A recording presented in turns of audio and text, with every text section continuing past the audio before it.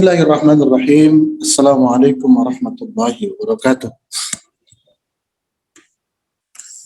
Alhamdulillahi wa kafa, wassalatu wassalamu ala sayyidina Muhammadin Mustafa wa ala alihi wa ashabihi ahli sidqi wal wafa.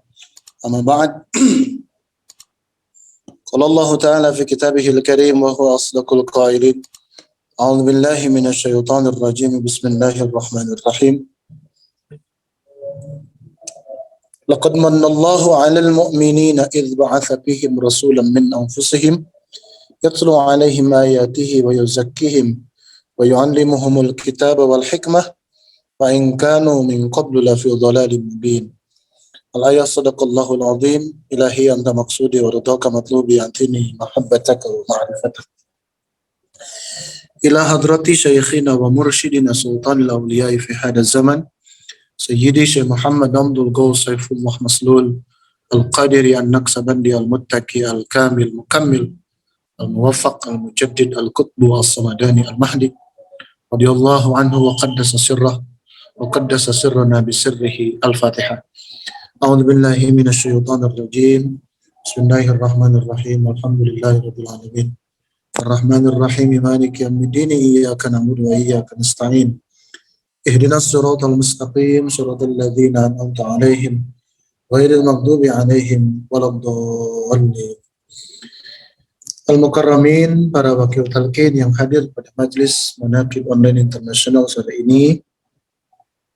Saya melihat di partisipan ada beberapa yang hadir. Ada Romoyai Ismail Rashid Al-Matrudi dari Bekasi, Romoyai Nur Fahmi Rahman Nabiyyin, dan mungkin yang lain juga. Al-Mukarramin, hadirin ya ikhwan akhwat, para pecinta kesucian jiwa. Syukur sepenuh langit dan bumi saya bisa bergabung. Ini masih dalam perjalanan, hampir dulu ke rumah makan karena ada jadwal mengisi khidmat ilmiah. Sekarang sedang bersembunyi terlebih dahulu sambil pesan makanan di musola di rumah makan. Mohon izin kalau suaranya tidak terlalu jelas, Teh Susi ya, dan semuanya mohon maaf yang sebesar-besarnya. Hadirin ikhwan akhwat rahimakumullah.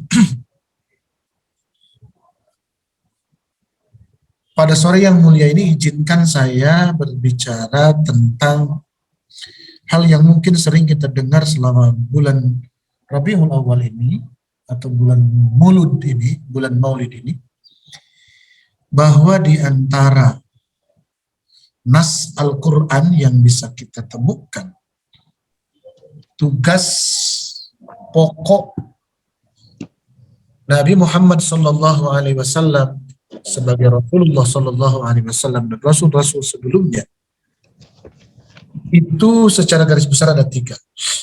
Yang pertama adalah tilawah atau membacakan ayat-ayat Allah. Yang kedua adalah tazkiyah, mensucikan jiwa umatnya.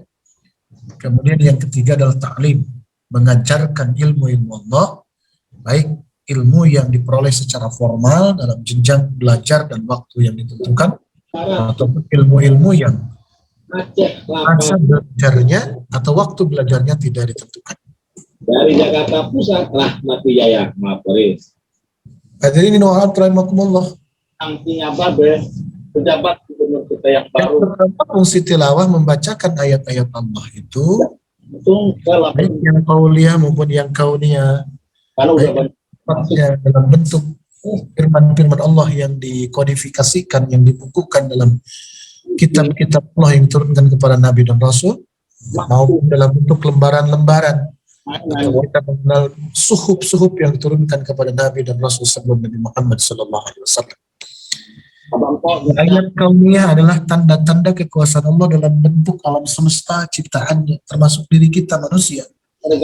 Banyak pertanyaan-pertanyaan dalam Al-Quran yang ditujukan kepada kita dari Allah Subhanahu Wa Taala. Wa fi anfusikum afala tubsirun.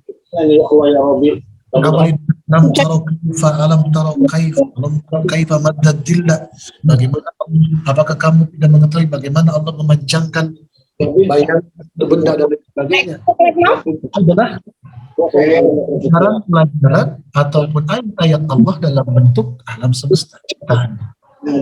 Pas beri obat sembarangan. Nah ini akibatnya ya Allah ya Rabbi mudah-mudahan ya. Ayo kita bangkit Pak. Ayo gimana caranya kita berusaha kalau memang obat yang cair tadi nggak boleh. Ayo cari solusi lain. Apa yang perlu dipakai buat anak kita? Kita langsung berita aja gimana. Ini di break dulu ya Umi ya. Ginjal akut misterius yang terjadi pada anak kagak terkecuali ada di Jakarta.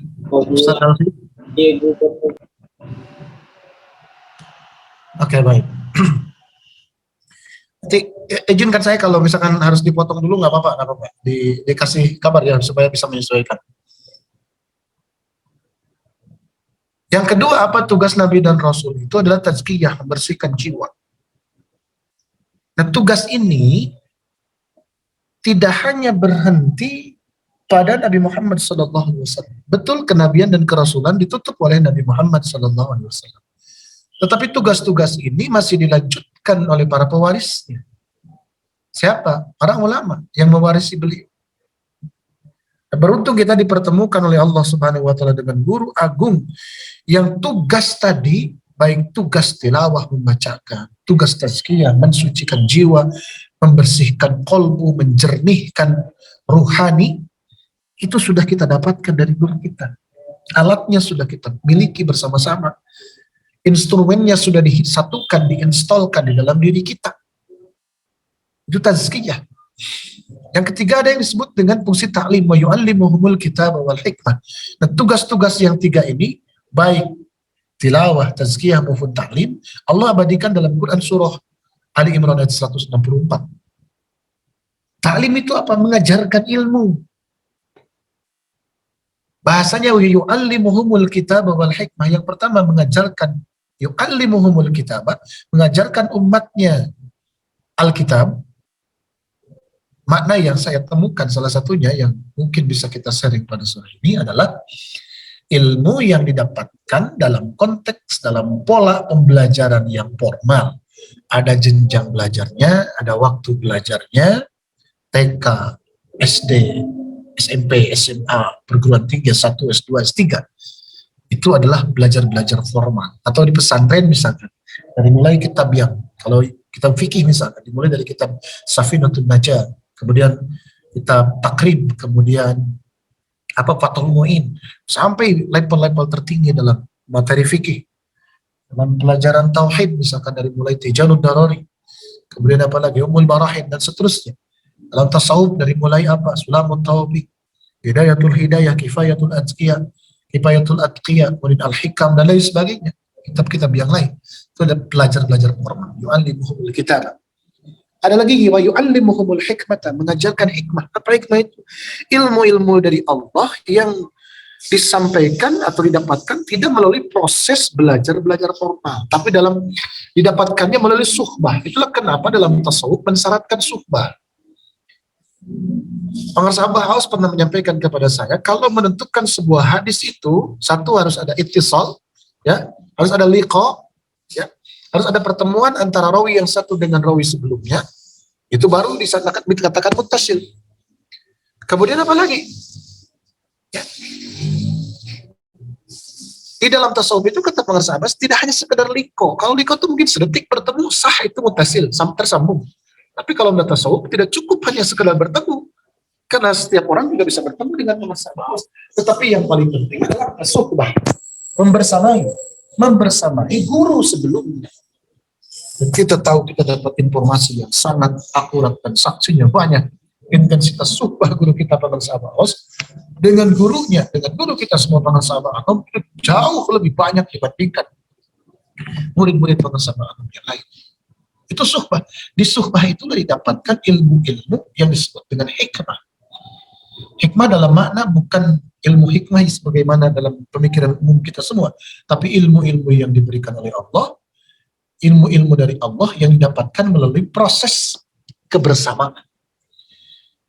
Perjalanan-perjalanan, pengalaman-pengalaman hidup yang itu ditarik benang merahnya, ditarik pelajarannya yang disampaikan oleh para nabi kepada umatnya. Dulu Nabi Muhammad kepada para sahabat kepada tabi'in, tabi'in kepada tabi'ut tabi'in, dan seterusnya sampai hari ini. Guru kita kepada kita semua. Makanya akan beda-beda hasilnya, akan beda-beda pengalamannya, termasuk cara menyimpulkannya. Bagaimana Yang Mulia Romo Yai Nur Fahim Ahmad Nabiyin bersama-sama dengan pemirsa Abaus memaknai satu sabda pemirsa Abaus. Beliau memaknainya begini. Kenapa? Karena intensitas suhbah beliau tentu lebih banyak dibandingkan dengan saya.